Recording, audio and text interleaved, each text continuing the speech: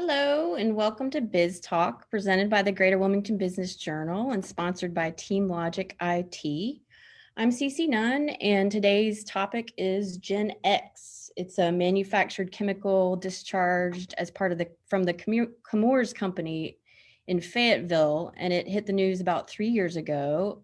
Since then, residents and community leaders have been demanding that the issue be addressed and its impact on our drinking water. Today, our guests are Vaughn Hagerty, Public Information Officer with Cape Fear Public Utility Authority, who broke the story about GenX in June 2017 as a freelance journalist. And then we also have Kemp Burdette, Riverkeeper with Cape Fear River Watch, who's been leading the charge to address the issue. So first of all, I wanted to ask you, Kemp, to just sort of summarize and recap why do you think people in the Cape Fear region should be concerned about GenX in the river? Sure, and thanks for setting this up and inviting me to be on. I think people should be concerned for real obvious reasons, right?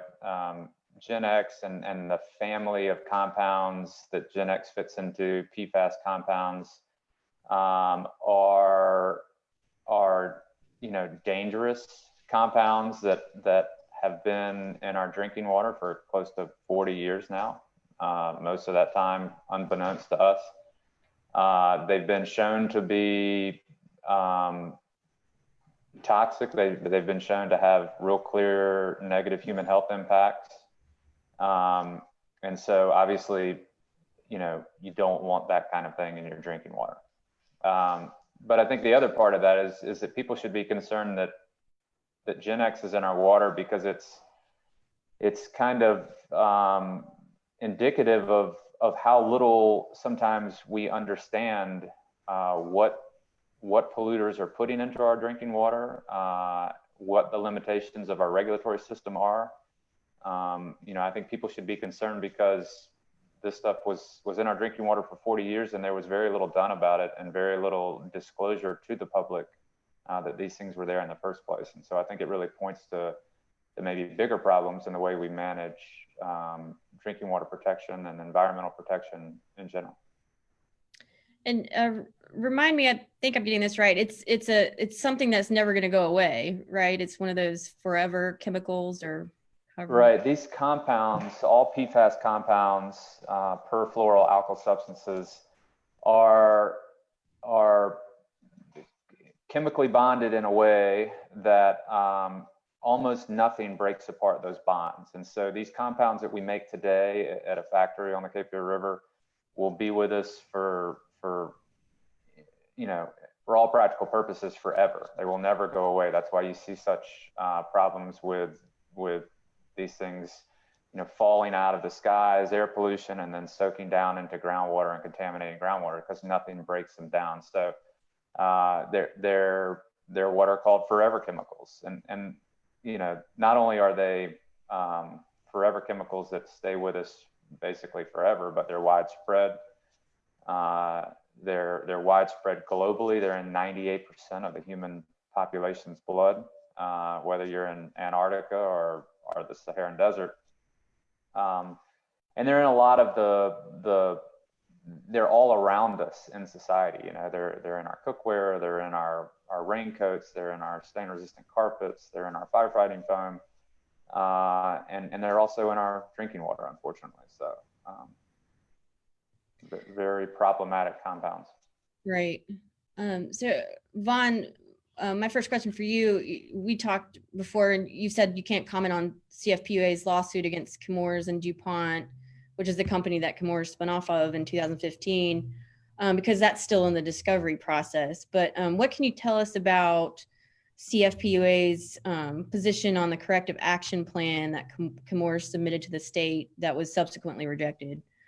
So the corrective action plan was something Chemours submitted to, among other things, detail the steps that they would take to do things like reduce the amount of PFAS that's entering the Cape Fear River from sources such as the heavily contaminated groundwater beneath their plant, river sediment, the runoff from the site.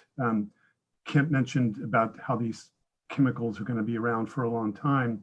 Well, supposedly, the state suspended Chemours' permit to discharge into the Cape Fear River in late 2017.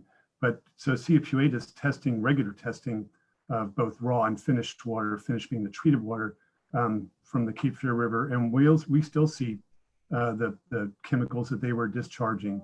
And so we're going to see those for quite a long time. So this corrective action plan is supposed to detail all these things, but we're waiting on some changes that the state is going to require from Chemours. From our standpoint, Chemours' plan fell far short of the mark, and we think they failed on several significant, to address several significant sources, like I mentioned, like the creeks that flow into the Cape Fear River and river sediment. And in addition of all they have a table in this report, which by the way was more than 1,000 pages long, where they sort of detail, what they're going to do, the main things they're going to do, and how long it'll take. And 2/3 of the reductions of PFAS loading to the river that Chemours is promising this plan wouldn't come for about 4 or 5 years at best. But the thing is, a lot of people agreed with our assessment. I think it's fair to say, including Riverwatch and DEQ. And so earlier this year, DEQ said it would require significant changes to DEQ's plan. Now, I don't know what effect the COVID-19 pandemic may have had on the schedule of that, but the timing of those changes. But we're obviously very interested to see what those changes will be. Okay, and that's something you hope will take place as soon as possible. Oh, sure, as soon as possible. I mean, I realize these things take time, and of course, I don't know what, again, the COVID-19 pandemic has done to DEQ's operations. So, I mean, I would hope we would see it later this year. Okay.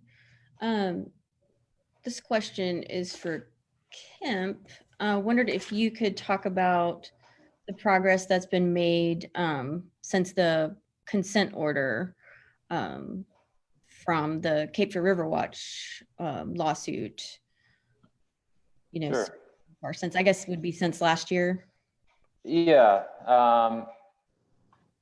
So, we have seen some significant improvements. The largest improvement to date is reductions in air emissions, which might not be real obvious at first why air emission reductions are important. But the reason they're important is because a lot of the groundwater contamination that you see at the Chemours facility, and it is significant, the groundwater contamination is caused by air emissions. So when researchers and scientists started looking at this, they said, we've got contaminated groundwater.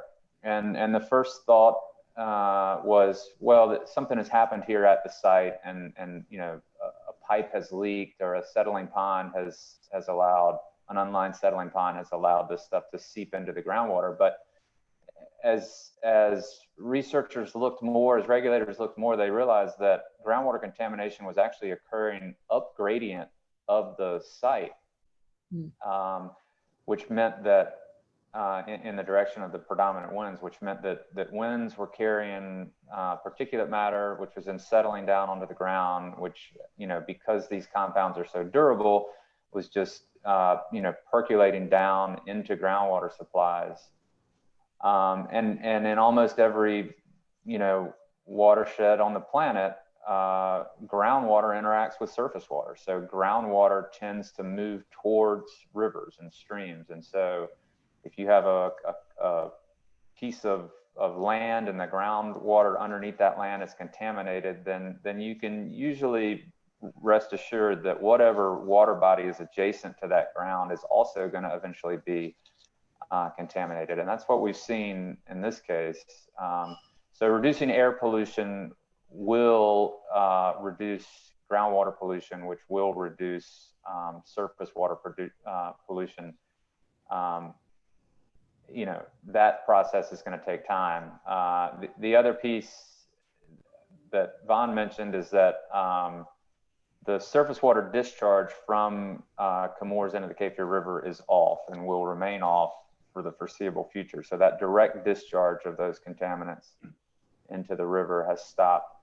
The real problem is treating groundwater, an enormous area of contaminated groundwater at the site that is contaminating both creeks upstream and downstream of the facility, Georgia Branch and Willis Creek, and directly discharging through seeps into the Cape Fear River. So that's the big challenge, and that is a lot of this corrective action plan really centers on what Chemours is going to do to clean up groundwater and how far they're going to have to go to do that. Do you see them going that far? Do you see that happening in the future? I have not been particularly impressed with their kind of initiative to really do the best job they can do, and we are pushing them very hard, and really are not willing to have them do anything less than what the consent order requires, which is 75% cleanup of groundwater at the site, and that is a big task, and it's an expensive task, but they are 100% responsible for this contamination, and they should absolutely be required to clean it up, regardless of what the cost is. Well, Cece, if I could add just one Sure. thing, I agree with everything Kim said. The other thing I would say is that one thing that the consent order doesn't address is actual remediation of river sediment. So it does require Chemours to at least assess river sediment, but there's no language, as far as I know, and Kim, please correct me if I'm wrong, where they need to go in and address the 55 miles of river sediment or any river sediment. So there's 55 miles between Chemours outfall and our intake, which is where we draw raw water from the Cape Fear River. And I think it was just yesterday, there was a thesis dissertation by a PhD student, I believe it's UNCW, is that right, Kemp? That's correct. Who studied the river sediment, and there's a significant amount of PFAS in the river sediment, according to the results as I understand it. And so that's another factor in terms of things that are going to contribute long term. And when we say long term, we're probably talking like decades, not a couple of years here or there. Even if they are managed somehow to undertake the pretty big task of dealing with their groundwater. Why is that? Is that because river sediment is, why is that? Well, because keep in mind that this discharge has been occurring for 40 years. Right. And so this stuff is incredibly persistent. And so it's just going to keep on, it's in the river sediment. We'll continue to see it. And it's going to take them, it'll take them a long time to deal with that groundwater.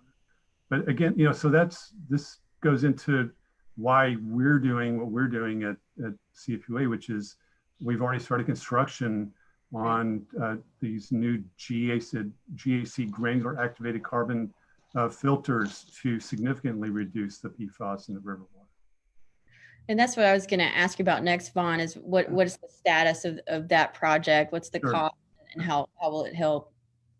So in November, construction began at the Sweetie Water Treatment Plant, which is where we treat water from the Cape Fear River, on 8 additional granular activated carbon filters. And so this work has continued largely unaffected by the COVID-19 pandemic. And these filters are on track to come online sometime around late 2021 and become fully operational by early 2022. Now, the key feature of GAC is it's got this amazing amount of surface area. And it's that feature that allows it to be particularly effective at filtering out substances or removing substances like GenX and other PFAS. And the filters that we have under construction at Sweeney are going to have a heck of a lot of GAC. It's like 3 million pounds.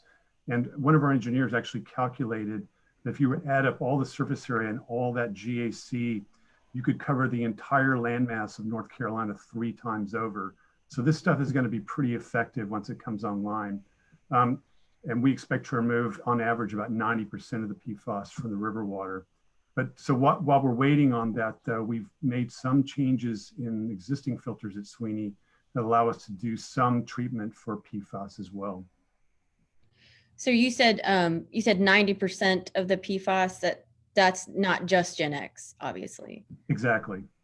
And so the cost of this is about $43 million, and it's we sold bonds last year to pay for it.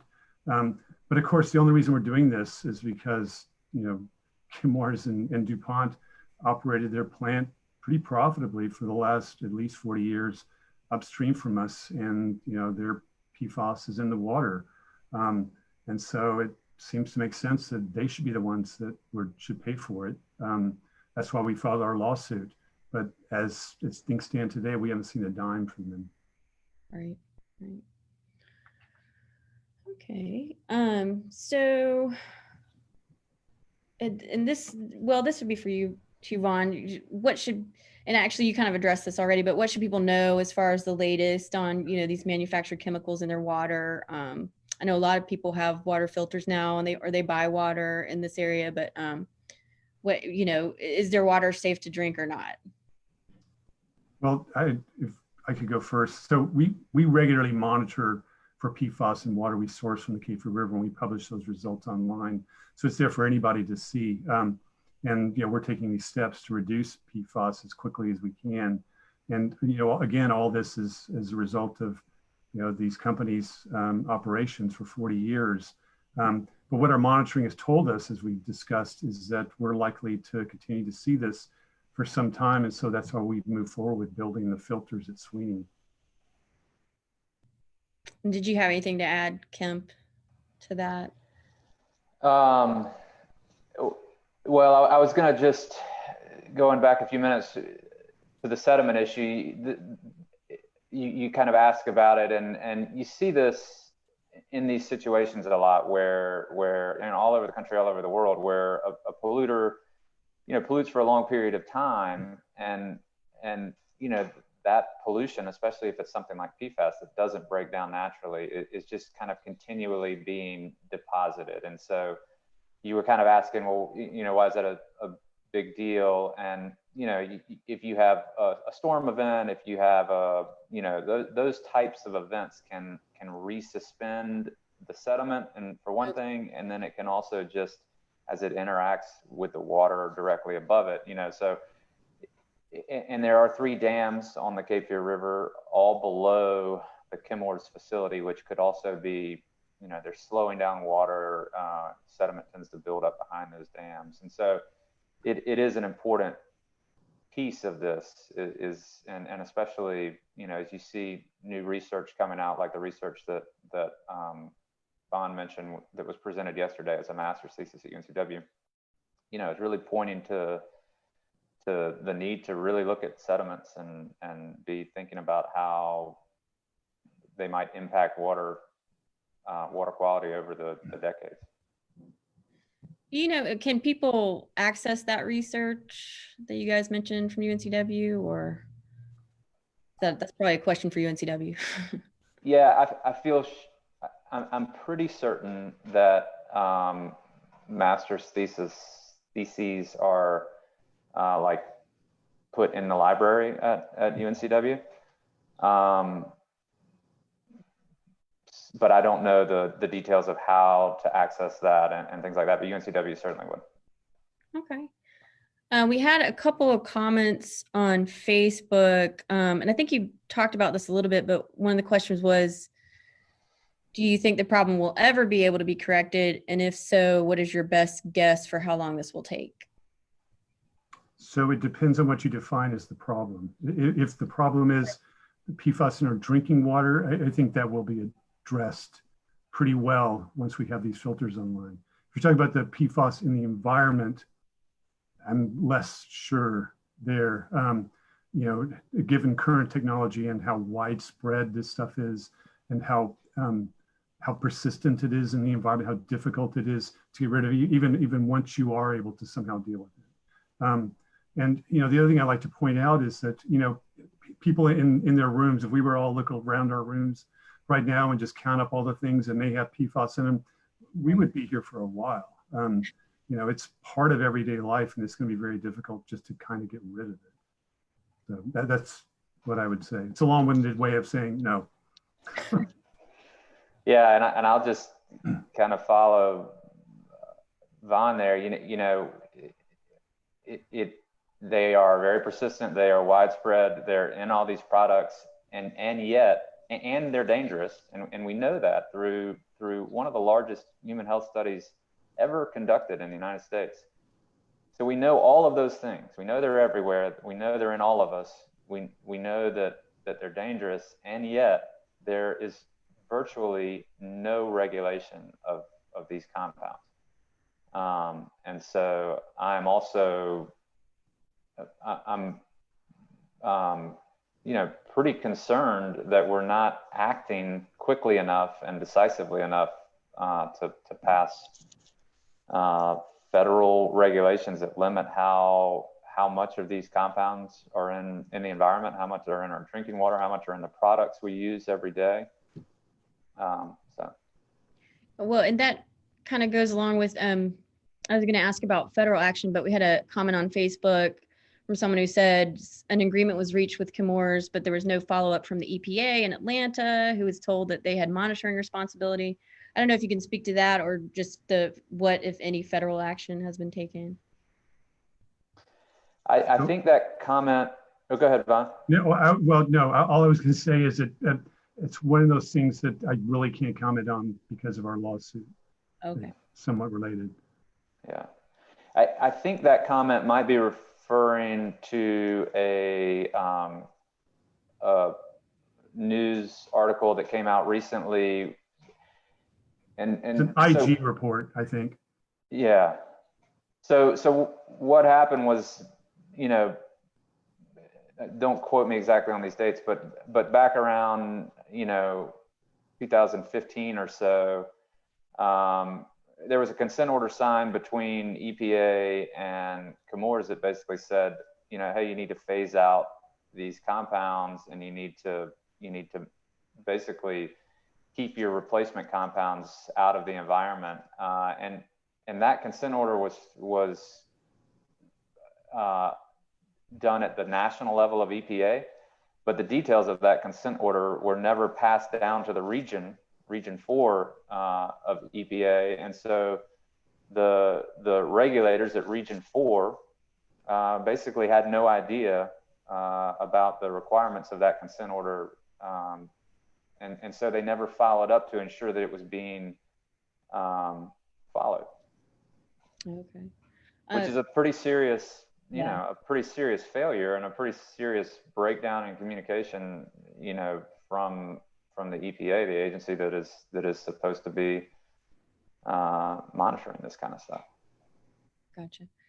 We had another question on Facebook asking whether the movie Dark Water is a good way for the average citizen to learn more about PFAS and about the problem. If you guys have seen that one. I've seen it. I think it's a great movie. I think it tells the story pretty well. And, I think the efforts to screen it here recently have done a lot to help people kind of get aware of the issue. I think another great movie, if people are looking for movies that discuss the issue, is a more documentary type movie called The Devil We Know, which covers kind of the same story. I would actually suggest that people watch both of them in pretty close to each other, because it's kind of interesting to see the documentary take and then the kind of more Hollywood take on the issue. But yeah, I enjoyed watching both of them. So I'm a print guy, and I would recommend, in addition to what Kim said, I would recommend Sharon Lerner's series on The Intercept. It's pretty comprehensive I think people would learn a lot. I think it's accessible too. They would learn a lot there. And that's a series on PFAS.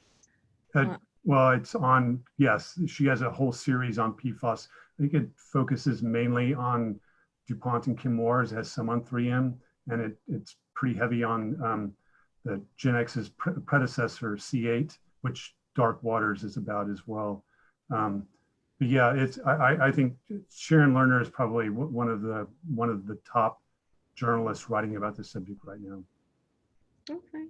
Yeah, Well, I would second that. That was where I, when this story first broke in 2017, that was where I got, the vast majority of my information on this, which was a completely new thing to me. And so, yeah, Sharon Lerner has done a phenomenal job on that. And it is very accessible. And she also links to, in the Intercept articles that she writes, one of the really great things is that she puts so many links in there to a lot of these source documents, to consent orders, to all this stuff. So it's a really, and she is continuing. I don't know what the most recent one is, but she was continuing to write on the issue throughout at least 2018. So great recommendation. I would agree with.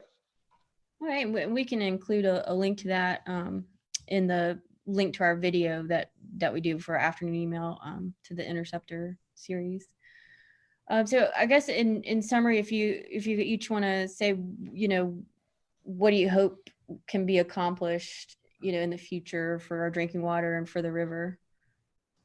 So here's what I would say, that since 2017, this community, I think other communities, it's been a lot of focus on drinking water and drinking water quality. And I think that's tremendous. And I'm also very happy that it hasn't lagged. People are still thinking about it. The other thing I would say is that we were talking about what Chemours has done and when this will stop, is that, so a lot of the things they're looking at are things to sort of mitigate, but or stop their air emissions from going out. And I kind of liken that to, say, if your child is practicing baseball or hitting a baseball and they're breaking your neighbor's windows all over the place, and you go and you buy your child a batting cage. Well, you know what, that's good, but you really haven't solved the problem, because there's still all those broken windows that you need to go and pay to fix. You're still responsible for those. And it's in the same way that Chemours and DuPont are still responsible for results and the consequences of their actions. Right. Yeah. So what do I hope happens going forward? I mean, you frequently hear this issue kind of described as a wake-up call, at least for our area, and 49 other states across the country are having similar issues.